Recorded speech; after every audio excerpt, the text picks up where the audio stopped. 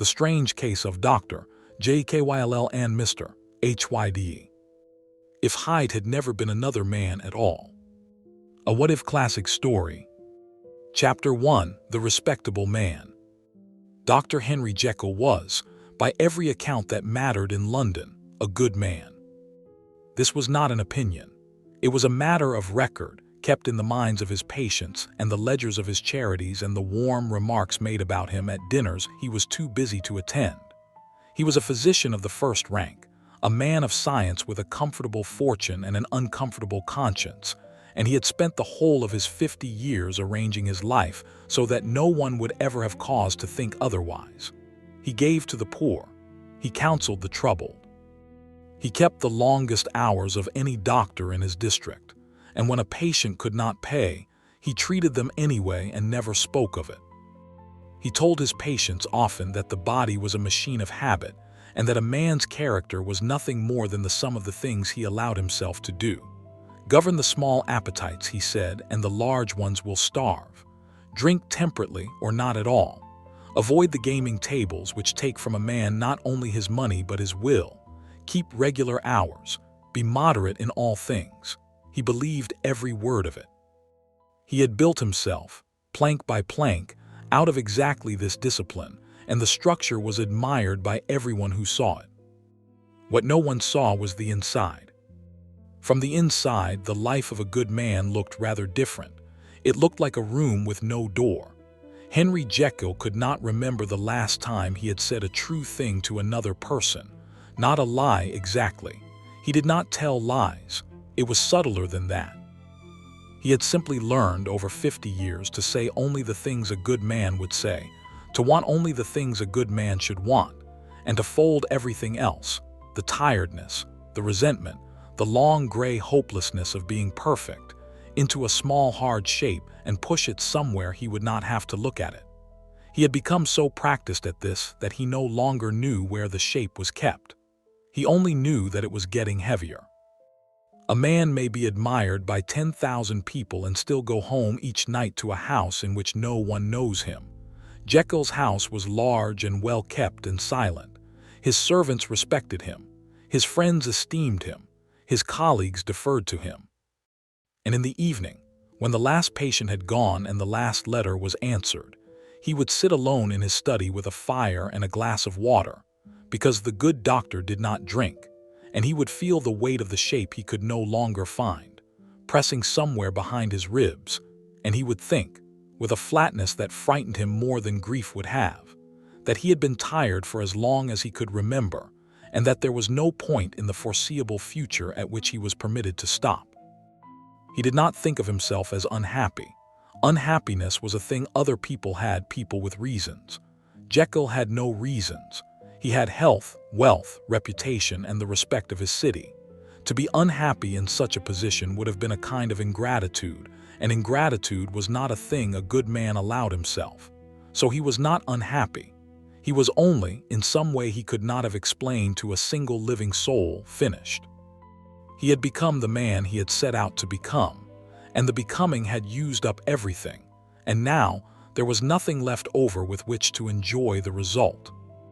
It was in this condition, which he would never have named to anyone and could barely name to himself, that Henry Jekyll began the work that would end him. He told himself it was research.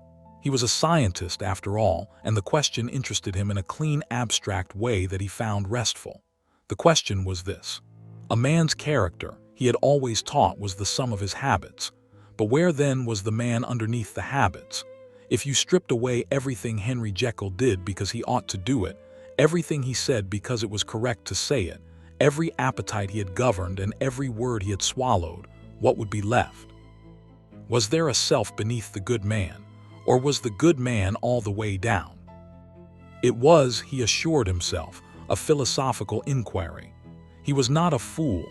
He did not expect to find a hidden creature crouching in his chest. He expected, if he found anything at all, to find a kind of relief. He worked at it for the better part of a year, in the laboratory at the back of his house that had once belonged to a surgeon and still smelled faintly of the trade. He compounded and recompounded. He read in old and disreputable books, and gradually half by chemistry and half by something he was less willing to write down, he arrived at a preparation, a bitter tincture the color of a bruise, which he believed would let the man beneath the good man come up, just once, into the air. He stood before the long mirror in his laboratory on a cold night in the early spring, the glass in his hand, and he looked at the respectable face that had served him so faithfully and asked it, silently, what was underneath. Then he drank. Chapter 2: The Other Name. The change, when it came, did not feel like a change. This was the first thing Jekyll noticed, and the thing he would later turn over in his mind with the most dread, though at the time it seemed only curious. He had braced himself for a transformation, some violence of the body, a tearing or a melting. He had read of such things in the books he was ashamed to own. What he felt instead was a loosening. It was as if he had been holding his breath for 50 years and had not known it until the moment he was allowed to let it out. He looked at himself in the mirror. The face was his own. Perhaps a little younger about the eyes, perhaps a little looser at the mouth, but his own face, unmistakably. He had half expected a stranger. What he found was himself, only without the effort. The man in the glass was Henry Jekyll with the discipline switched off, and the difference was not in the features but in the way they were held. And Jekyll, looking at him, felt a great and terrible tenderness, the way one feels toward a photograph of oneself as a child, before the long work of becoming respectable had begun. He went out that night. He did not plan to. He simply found that the door of the house, which had always been a wall to him, was only a door, and that he could walk through it into the cold streets with no particular destination and no particular shame, and so he did. He gave the man a name. He told himself afterward that he had needed a name for the purposes of the experiment, to keep the record straight, but the truth was simpler and worse. He needed a name because a name made it someone else. He chose Edward Hyde, and he was rather pleased with the choosing, because Hyde was a word that meant a hiding place, and it seemed to him a clever and fitting thing to call the man who had been hidden so long. He did not stop to consider the other meaning, the skin of a beast, the thing you stretch and tan and wear. He would consider it later at the very end, when it was no longer of any use to him. That first night, Edward Hyde walked into a public house on a mean street where Henry Jekyll would never have been seen, and he sat down at a table, and he drank. He drank the way a man drinks who has been thirsty for 50 years, not gracelessly, not yet, just steadily, and with a relief so deep it was almost holy. The first glass went down like an apology accepted. The room was warm and loud, and full of people who did not know him and did not care to, and no one at that table required him to be good, or wise, or temperate, or anything at all except a man with money for the next round. And Hyde found, to his quiet astonishment, that this was the most welcome he had felt in the whole of his life. He talked to strangers.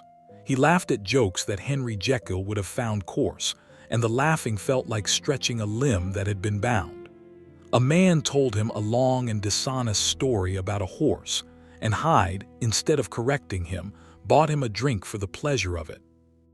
When the talk turned, late in the evening, to a game of cards in the back room, Hyde went, and lost a little, and won a little, and lost a great deal, and did not mind, because the losing was the first thing in years he had done purely because he wished to, with no thought of whether he ought.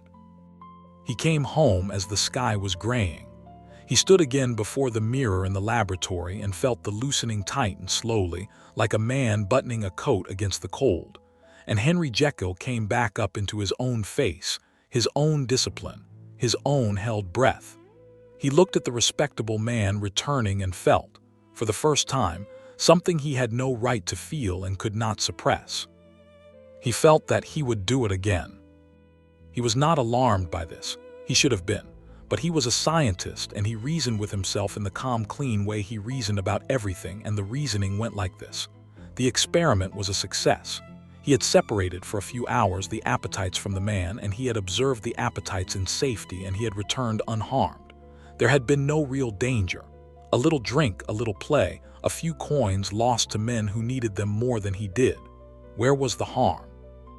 He had, if anything, done a good deed, lightening the purse of the rich doctor for the benefit of the poor. He could afford it. He could afford all of it. And the relief, the unspeakable relief of a single night in which he had not had to be Henry Jekyll, was surely worth a few shillings and a thick head.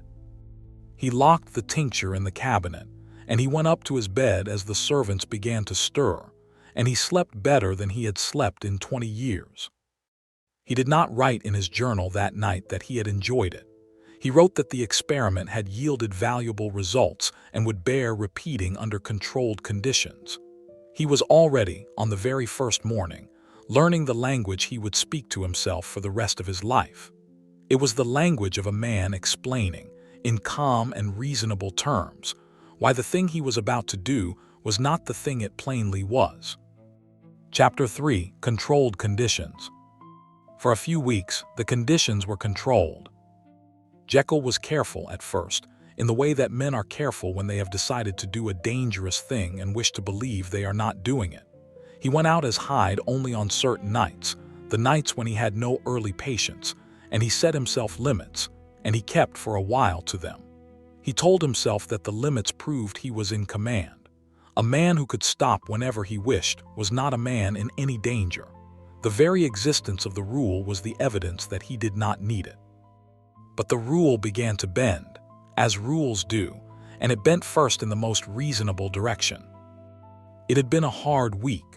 A child had died under his care, a child he could not have saved, a child no one could have saved, and he had stood at the bedside and said the correct and gentle things to the parents, and then gone home and sat in his silent study with his glass of water, and felt the old flat hopelessness rise up behind his ribs, heavier than ever.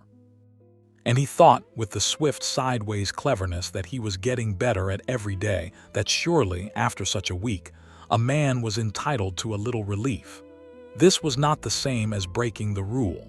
This was a special case. The rule was for ordinary weeks. This had not been an ordinary week. So he drank the tincture on a night that was not on the schedule, and Edward Hyde went out, and the relief was waiting for him exactly where he had left it. And it was deeper than ever because he had earned it, because the week had been so hard. This was the mechanism, and once it had turned over once, it never stopped turning. Every hard week earned a night, and every week Jekyll discovered was hard if you looked at it in the right way, and he was becoming very skilled at looking at things in the right way. There was always a reason. A difficult patient, a tedious dinner, a letter that demanded he be good when he was tired of being good. The reasons were real. That was the trap of it. He never once lied to himself about the reasons. He only used them. And as the nights came closer together, Edward Hyde grew bolder, because Edward Hyde had no week to dread in the morning, no patience, no reputation, no 50 years of structure to protect. Hyde lost more at the tables, and lost it more recklessly, because the money he lost was not his in the strange accounting of those nights. It was the doctor's money. Hyde spent it freely on a debt the doctor would have to find some way to pay. He drank past the point of pleasure into the point of forgetting, and the forgetting became, in time, the whole purpose of the thing. There were mornings now when Henry Jekyll woke in his own bed with no memory of how he had come there, and found in the pockets of the rough coat he kept for those nights a tangle of debts and tokens, and once, alarmingly, a stranger's pocket watch, and he could not for the life of him recall how any of it had come to be his. And here is the thing that should be understood about Henry Jekyll, the thing that was the whole of his tragedy. When he woke to those mornings, to the empty purse and the aching head and the gaps in the night where his memory should have been, he did not feel guilt. He felt relief. Because whatever had been done in those lost hours, whatever the debts represented, whatever the watch had cost the man who owned it, Henry Jekyll had not done it. Edward Hyde had done it. There was a name for the one who had done these things, and it was not his name. He could lie in his own clean bed and feel the headache that belonged to someone else, and contemplate the debts that belonged to someone else, and he could be, in his own estimation, a good man who had an unfortunate problem with a bad man named Hyde, rather than a good man who was doing bad things. The distance between those two descriptions was the width of a single invented name, and Henry Jekyll lived in that distance, and it was the only comfortable room in the whole house of his life. He paid the debts. He did it quietly through the bank, with instructions that left his own name out of the matter where he could. Money flowed out of the respectable life of Dr. Jekyll into the ruinous life of Mr. Hyde, and Jekyll told himself that he was containing the damage, managing the situation, keeping the two lives separate as a careful scientist must. He did not let himself notice that he was, in fact, simply funding his own destruction and dressing the funding up as control. The servants noticed the changes, of course, in the way servants do. The doctor kept stranger hours. The doctor was thinner and his hands were not always steady at breakfast, and there were nights when no one heard him come in. But the doctor was a good man, the best of men, and so the servants explained the changes to themselves with the same generosity that everyone extended to Henry Jekyll. He was working too hard. He was grieving the children he could not save. A man so devoted was bound to wear himself thin. No one, not one person in the whole of his household or his city, looked at the evidence and arrived at the truth, because the truth was not available to people who had already decided what kind of man Henry Jekyll was. His reputation was not merely a comfort to him. It was a wall, and the wall kept out the light by which anyone might have seen what was happening behind it. Chapter 4: Mr. Utterson's Theory. The one man who came closest to the truth was the lawyer, Gabriel Utterson, and even he came close only by going entirely the wrong way. Utterson was Jekyll's oldest friend, a dry and decent man who handled the doctor's legal affairs and loved him with the undemonstrative loyalty of men of that age and class who would have died before saying so. He was not a clever man, but he was an observant one, and over the course of that year he observed, with mounting unease, a number of things that did not fit.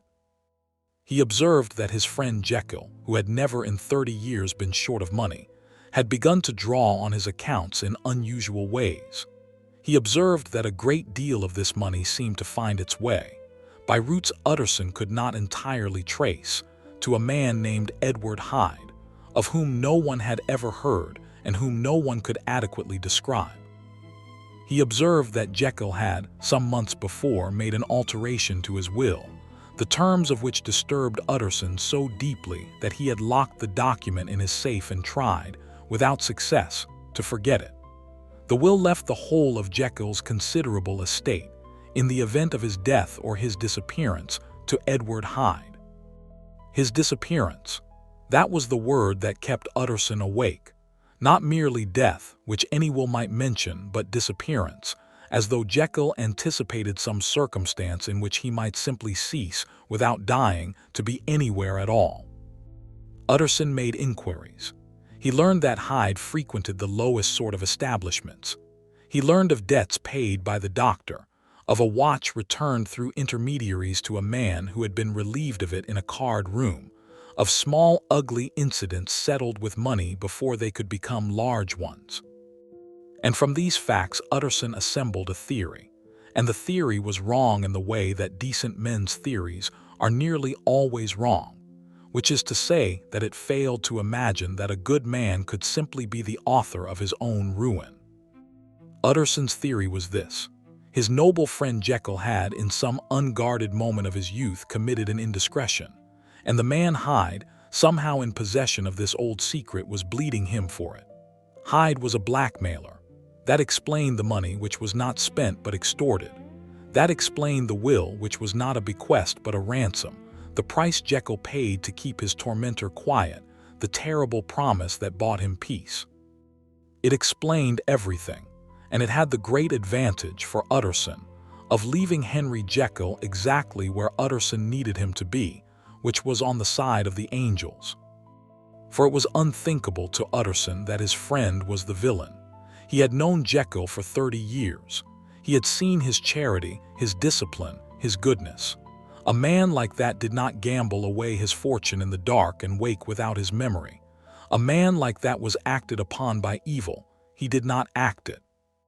And so Utterson, looking at a true picture of a man destroying himself, saw instead a false picture of a good man besieged, and he resolved, with the grim loyalty of his nature, to find the blackmailer Hyde and to free his friend from him. "If he be Mr. Hyde," Utterson said to himself, in a grim attempt at wit that he would remember later with shame, "I shall be Mr. Seek." It is worth dwelling on the fact that Utterson loved Jekyll, and that his love was the very thing that blinded him. He could not see the truth precisely because he cared. To have seen it, he would have had to revise everything he believed about his friend, and to revise everything he believed about his friend would have been a kind of betrayal, a withdrawal of the faith that friendship is partly made of. So he kept the faith, and the faith kept him from the door, and Henry Jekyll, who needed more than anything in the world for one person to see what he was actually doing and say so, was protected by his friend's love from the only thing that might have saved him. This is a hard thing about good reputations, and Jekyll's case shows it more clearly than most. A bad reputation is a burden, but it is at least a kind of honesty. The world expects little of you and is therefore prepared to believe the worst, which is sometimes the truth. A good reputation is a comfort and a prison both. It surrounds a man with people who have decided in advance that he cannot be doing what he is doing, and their certainty becomes a wall through which no warning can pass. And behind the wall the man can do anything at all, and the better his reputation, the thicker the wall, and the more completely he is alone with it. Chapter 5: The Welcome. There was a thing about those nights that Henry Jekyll could not explain to himself, and so mostly did not try, but which sat at the bottom of the whole affair like a stone at the bottom of a well. As Edward Hyde, in the low rooms and the card-houses and the warm, loud public bars, Henry Jekyll was liked. He was not respected. No one respected Hyde. No one held him up as an example or sought his counsel or named their children after him, or wept when he could not save their dying ones, because no one expected anything of Hyde at all. And precisely because nothing was expected of him, Hyde was free to be, for the first time in 50 years, simply pleasant company. He was generous because the money was not real to him. He was funny because no one was grading him. He listened to other men's troubles without trying to fix them, which is a thing the troubled value more than fixing, and he never once told anyone to govern their appetites or keep regular hours or be moderate in all things. He met people where they were, in the wreckage, because he was in the wreckage too, and they loved him for it in the easy, uncomplicated way that the ruined love one another. There was a woman who ran one of the public houses, a tired, kind woman named Mrs. Kent, who had buried 2 husbands and asked nothing of anyone, and she kept a stool at the end of her bar that she let no one sit on but Hyde. She did not know his Christian name was a lie. She did not know he was a famous doctor. She knew only that the small, loose-mouthed gentleman who came in 3 nights a week was good to her girls and quick to pay for a round, and that on the night her sister died he had sat with her until dawn and said nothing wise at all, only stayed, and she counted him, without irony, among her friends. Henry Jekyll, who had a city full of admirers, did not have a single friend who would have sat with him until dawn. He had Utterson, who loved him at the careful distance that respectable men keep, and he had 100 people who esteemed him, and not one of them knew him, because there was nothing to know. He had hidden it all away so long ago that he had hidden it even from the people who might have wished to look. And here, in the worst rooms in London, wearing a false name and a borrowed recklessness, the hidden thing came out and was, of all impossible things, welcome. This was the deepest hook of all, deeper than the drink, deeper than the play. A man can give up wine and he can give up cards. It is a great deal harder to give up the one place in the world where someone keeps a stool for you. Jekyll told himself it was the appetites that drew him back into the tincture. The drink and the gambling and the forgetting and the appetites were real, but underneath them was a hunger so old he had stopped recognizing it as hunger. He wanted to be liked, not admired. Liked, he wanted to walk into a room and have someone glad, simply glad, that he had come. And the only man who could do that for him was a man who did not exist. And to become that man, he had to poison himself. And the price went up every month, and he paid it, because the alternative was to go back to being the most respected and least loved man in London, alone in his clean, silent house with his glass of water and his held breath. He did not put it to himself in these words. He would not have survived putting it to himself in these words. He wrote in his journal about appetites and control and the scientific value of the work, and he went on drinking the tincture, and the gaps in his memory grew longer, and the debts grew heavier, and somewhere in the city Gabriel Utterson sharpened his loyal misunderstanding into a plan. Chapter 6. The night he could not remember. The night it went wrong, Henry Jekyll could not afterward remember at all. He knew only what the morning told him. He woke in his own bed, fully dressed in the rough clothes, with mud on them and a tear at the shoulder, and his knuckles split, and a roaring in his head that no headache had ever matched. He lay for a long time looking at the ceiling and trying to reach back into the night, and his hand came back empty every time. There was a shape in the darkness where the night should have been, and the shape had another person in it. He was almost sure, and he could not see the person's face, and he could not see what had been done, and he could not even be certain, lying there in the cold morning light, whether the thing he could not remember was a small, ugly thing or the worst thing a man can do. He got up. He found on the floor by the bed where it had fallen from his coat a man's hat that was not his. He found a smear on his sleeve that he did not let himself look at closely. He found, when he went down at last to the laboratory, that the tincture in the cabinet was nearly gone, and that there was a sound in the street, a knot of voices, the particular gathering quality of voices around a thing that has happened, and he stood very still in his locked laboratory and did not go to the window. And he reached, as he had reached every morning for a year, for the only medicine that had ever worked. He said it to himself, the old reliable sentence, the one that had let him sleep through 12 months of ruin. This was not me, this was Hyde. He had said it so many times that it had worn smooth, like a stair tread, like a coin handled past the point of legibility. He said it now and waited for the relief to come up under it, the cool, clean distance, the room with the door, and he waited, and the relief did not come. He said it again. This was Hyde. Edward Hyde did this, whatever this was, and Edward Hyde is not Henry Jekyll, and so Henry Jekyll did not do it, and Henry Jekyll is a good man. And the sentence, for the first time in a year, did not hold his weight. It cracked under him like rotten wood, and he stood at the edge of the thing he had spent a year refusing to see, and the thing looked back at him, and it had his own face. Because there was no Edward Hyde to blame, and on some level beneath the level where he kept his comfortable sentences, he had always known it. There was no one in the locked room but Henry Jekyll. There never had been. The mud on the clothes was on his own clothes. The split knuckles were on his own hands. The hat on the floor belonged to a man whom he, Henry Jekyll, in a body that had never once stopped being his own, had done something to in a night that he, Henry Jekyll, had chosen to drink himself out of remembering. The name had been a coat thrown over a chair to make it look, in the dark, as if someone else were sitting there. But the chair had always been empty, and he had always been the one in the room, and now the morning had come and turned up the lamp, and there was nowhere left to put the body of what he had done except onto the man who had actually done it. Chapter 7. The last of the tincture. He did not go to the window.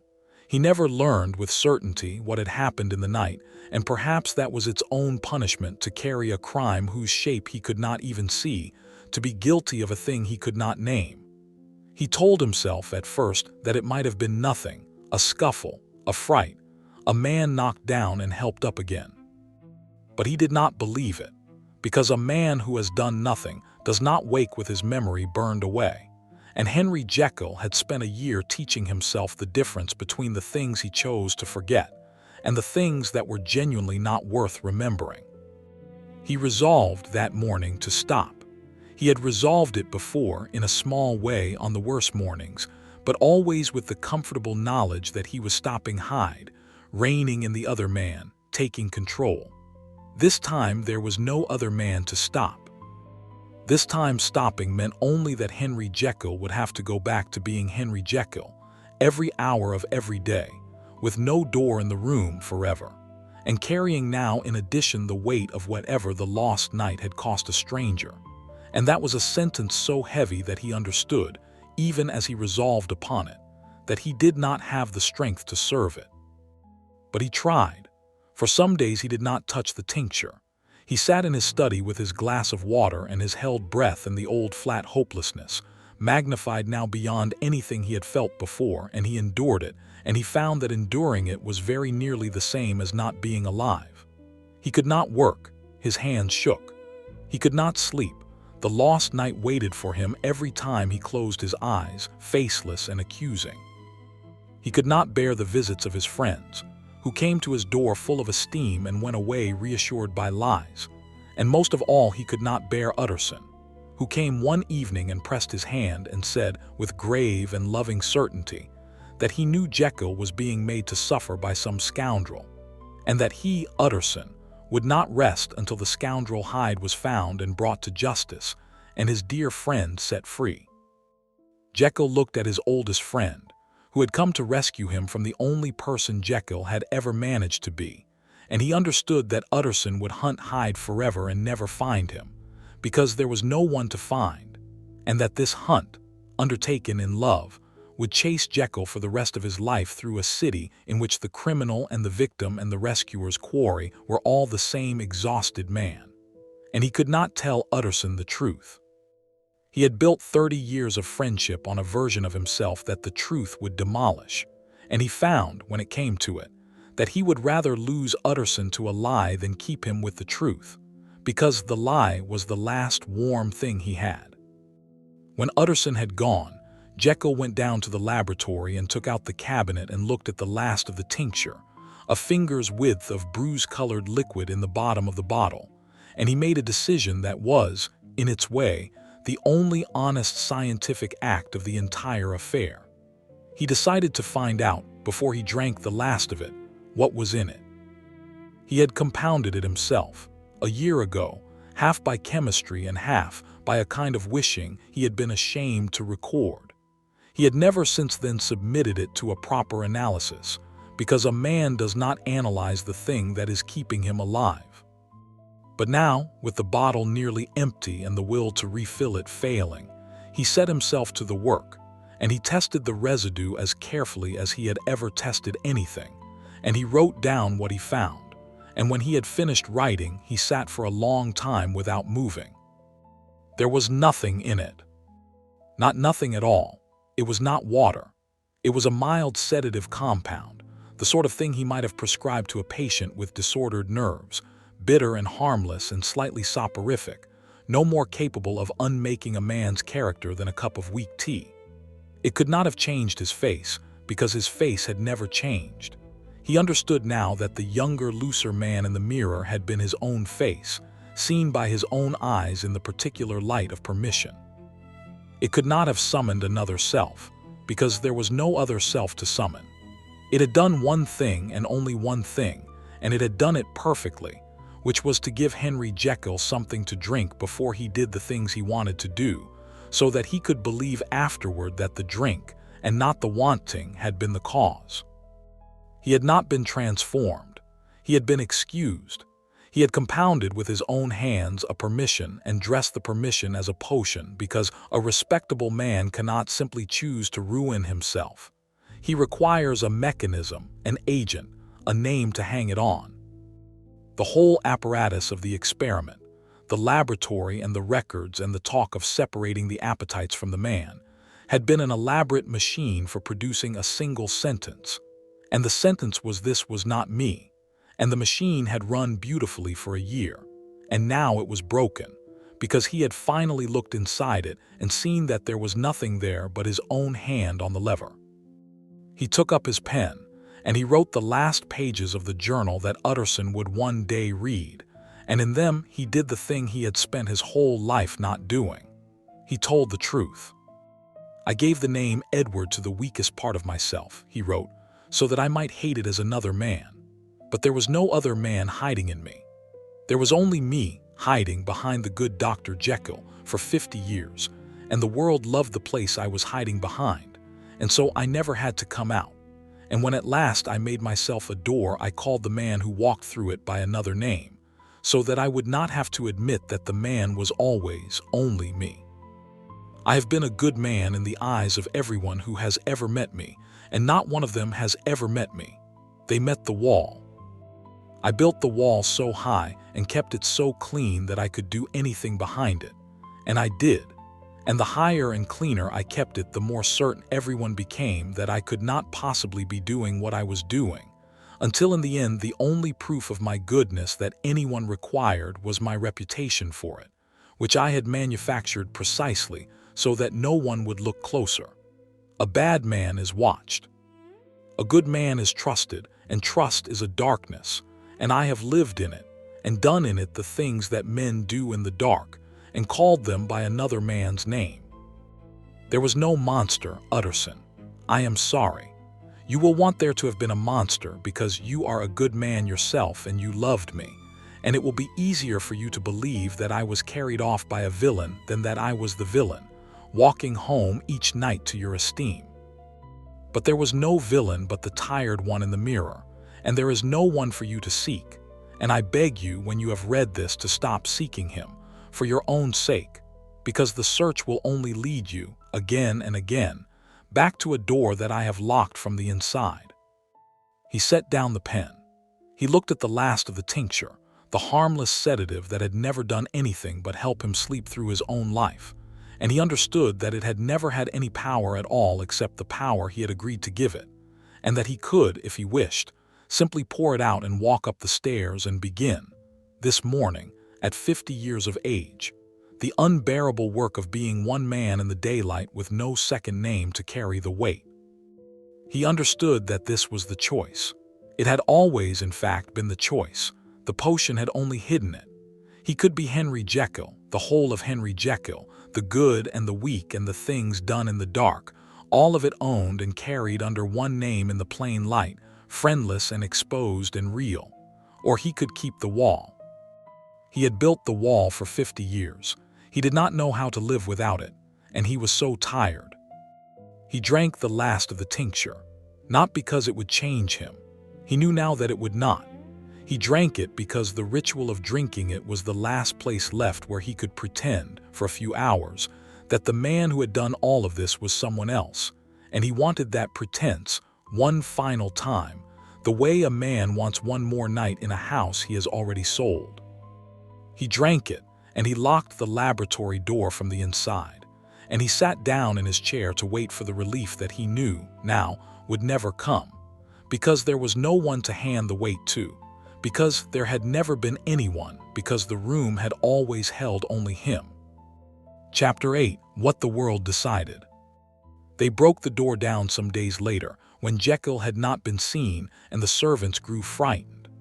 Utterson was there, and the doctor's man Poole, and they took an axe to the laboratory door because it was locked from the inside and would not answer. They found Henry Jekyll in his chair. He had been dead some hours. There was no violence on him, no mark.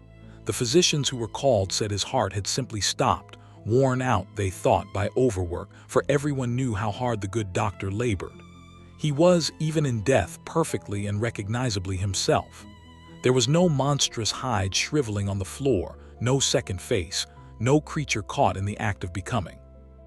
There was only a thin, tired, respectable man in his own clothes, in his own chair, in a locked room, with an empty bottle on the desk, and a thick sheaf of papers beside it addressed in his own hand to Gabriel Utterson.